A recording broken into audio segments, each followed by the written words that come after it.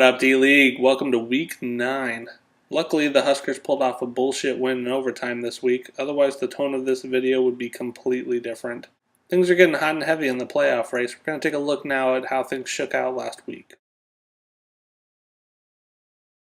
As you can see last week, yet again I went 3-2. I picked incorrectly on my game, imagine that. And I also put way too much faith into Nate, imagine that. So my total is going to be 17 and 13 right now, and we're going to take a look now at the rapist of the week. Well, obviously we have a rapist. I'll take the rapists for 200. He's climbing in your windows, he's snatching your people up, trying to rape them, so y'all need to hide your kids, hide your wife, and hide your husband because they raping everybody out here. Rape is coming. Don't get raped. Alright, our rapist of the week this week is Adam. Adam's our first back-to-back rapist of the week. His wife must be so proud. Adam sodomized Colin for 121.30 points last week to deliver a 48.54 point ass whooping. Keep using the lube, Adam. Alright, let's take a look now at our loser of the week. Bitch, I'm about to ball this.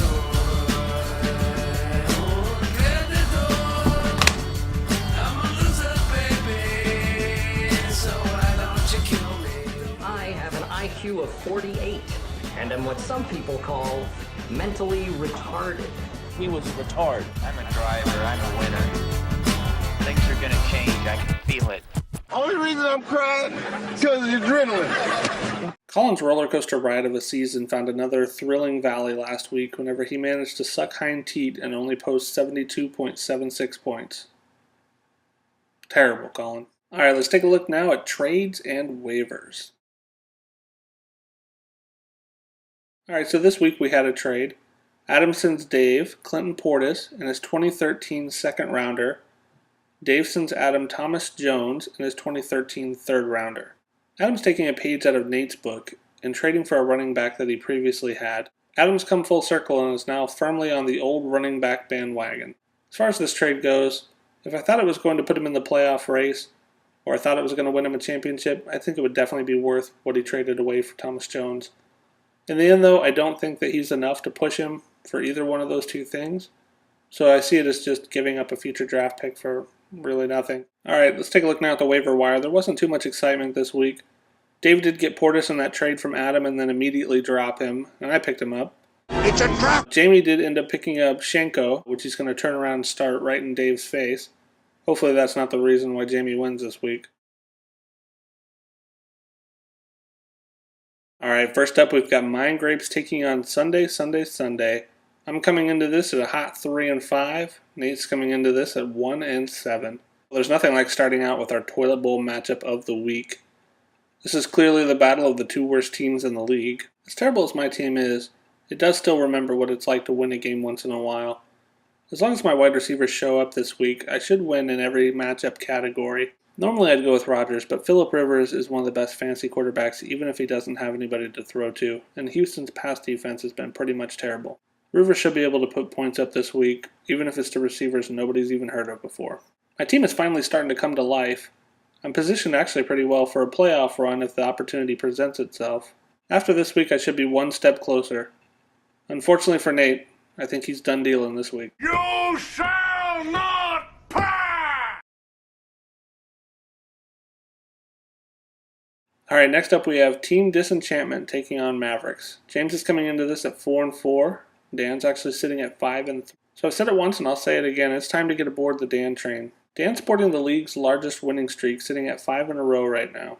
James unfortunately is the next in line to be his victim. Dan catches James on a week where he's starting Jason Campbell and David Geddes. Currently Dan has Stafford in the lineup, but I'm going to assume he's smart enough to put Flacco back in there before Sunday. I think right now Dan is stronger at quarterback and wide receiver. Unfortunately, James is definitely stronger at running back and tight end. James could possibly give Dan a run for his money this week, but unfortunately I think the Dan train just keeps on rolling this week and racks up another win. Alright, next up we have Freedom Tower taking on Here Comes Treble. Colin's coming into this at 4-4. Trav's currently sitting at 5-3. This matchup is actually very interesting. Trav's blowing all of his opportunities to stay in the playoff race right now. And this week he draws Colin. The lineup that Colin's starting this week is actually pretty close to what he envisioned whenever he made all of his trades a few weeks back.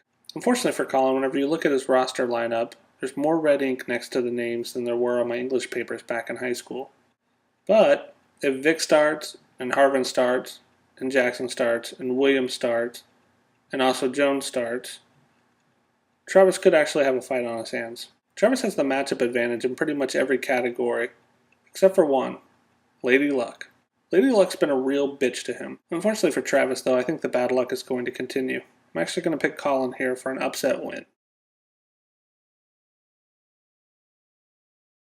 Alright, next up we have KC Reunited taking on Seppuku.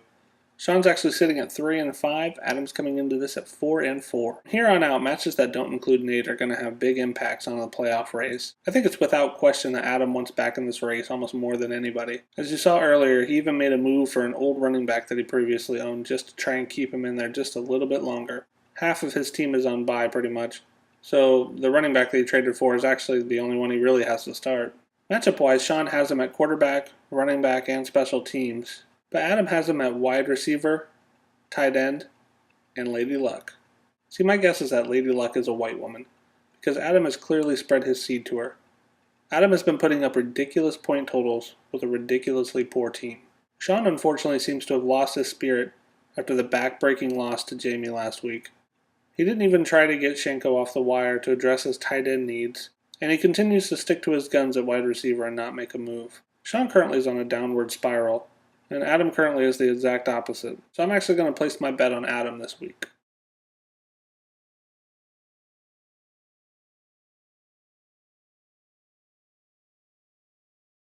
Alright, next up we have Rainbow Warriors taking on Bracket Buster. Dave's coming into this at 5-3 and Jamie is sitting at 6-2. Oh baby, here we go. It's almost like the playoffs have come early. This is the battle of our two big dogs.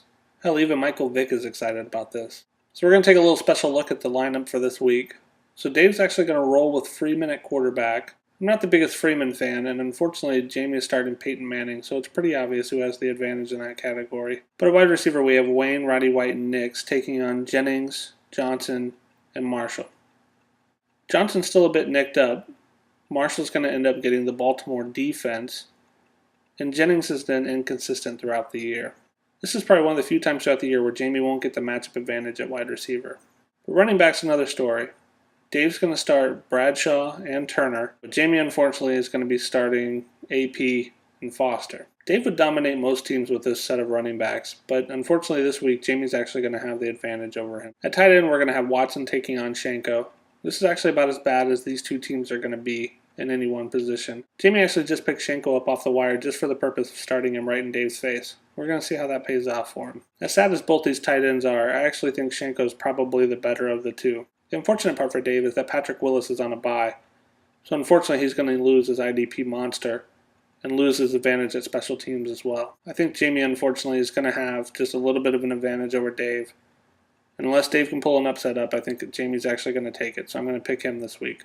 Wrap that shit up, B. Alright, well you heard the man. That's going to wrap it up for the week. Good luck to everybody on their fantasy weekend, and we will talk to you next week.